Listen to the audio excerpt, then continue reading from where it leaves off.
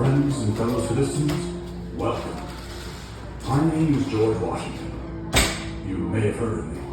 I led our country through the crucible of revolution as its first general, oversaw the formation of its Constitution, and then served as America's first president.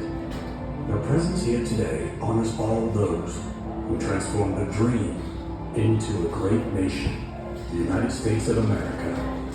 Our story, though profound in its consequences, began simply enough. When the British Crown sought to strip away our freedoms, we said no.